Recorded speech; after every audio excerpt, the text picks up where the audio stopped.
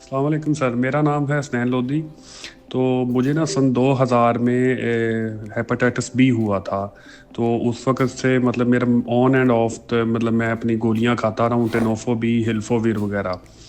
तो कोई ऐसा सच मसला नहीं हुआ। तो मैं यूनिवर्सिटी में पढ़ता रहा हूँ। तो मेरा उस वक़्त 2023 में के अंदर ना तब मुझे अचानक नोज़ ब्लीडिंग हुई। जब मैंने चेक करवाया तो मेरा एलएफटी भी ज़्यादा थे, कोलेस्ट्रॉल भी ज़्यादा था, और जो लीवर की कंडीशन थी वो उस टाइम कोर्स नड्यूलर टेक्सचर था। तो तब मैंने जाके डॉक्टर आफ्ताब मौसम साहब हैं लाहौर में, उन्हें चेक करवाया। तो उन्होंने मेरा फाइब्रो स्कैन किया और बाकी सारे टेस्ट वगैरह करवाए। तो फाइब्रो स्कैन का जो मेरा वो नंबर थे वो मेरे आए 9.5 आए। तो मॉडरेट फाइब्रोसिस था उस वक्त, F2 फाइब्रोसिस जिसको कह सकते हैं आप। तो तब उन्होंने उन्होंने मेरी मेडिसिन अब शुरू है। मेडिसिन में मैं मतलब ले रहा हूँ, वीमली ले रहा हूँ हेपेटाइटिस बी के लिए, और ओबैटी नेक्स्ट है, ओबैटी कोलिक एसिड ले रहा हूँ, और एक्सप्लेंडेड 10 ले रहा हूँ मतलब कोलेस्ट्रॉल के लिए। मिल्क थिसल ले रहा हूँ, एम एम MIP-D2 मतलब विटामिन डी का कैप्सूल ले रहा हूँ। न्यू कार्ब टैबलेट ले रहा हूँ जो मतलब मैदे की मतलब कब्ज़ वगैरह के लिए। उसके साथ लीफ 52 ले रहा हूँ, इज़ोमिन टैबलेट ले रहा हूँ, और मैदे का एस्कम ले रहा हूँ, ईवियन भी ले रहा हूँ, मतलब कार्लोव ब्लड प्रेशर की गोली है। ये सारी टैबलेट मैं ले रहा हूँ। और इसके साथ साथ मुझे मैदे का भी मसला हो गया था, जर्ड का भी इशू था, उन्होंने एंडोस्कोपी की थी। तो वो भी अब मामला वो तकरीबन ठीक हैं, काफ़ी हद तक बेहतर हैं।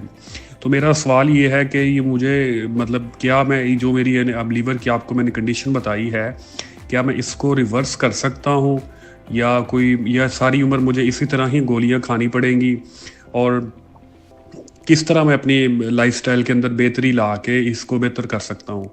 और दूसरा मतलब और क्या ऐसी डाइट लूँ वो भी मुझे बता दें। और हर 6 माह के बाद मेरा जो अल्फ़ा फीटोप्रोटीन टेस्ट और साल बाद फाइब्रो स्कैन होता है वो रेगुलर हो रहा है वो।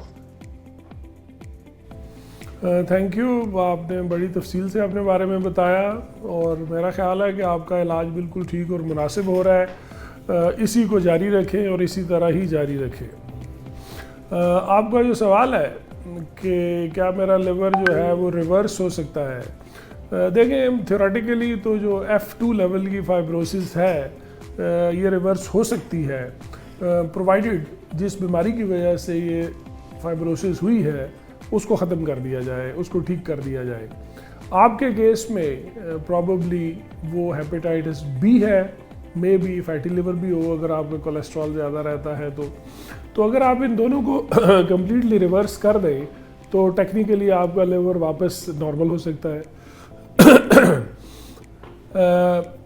हेपेटाइटिस बी का इशू ये है कि आप जो गोली खा रहे हैं वो आपको खाते ही रहनी पड़ेगी। अभी तक मेडिकल साइंस में हेपेटाइटिस बी को रेडिकेट करने वाली यानी जड़ से ख़त्म करने वाली दवाइयाँ मार्केट में नहीं आई।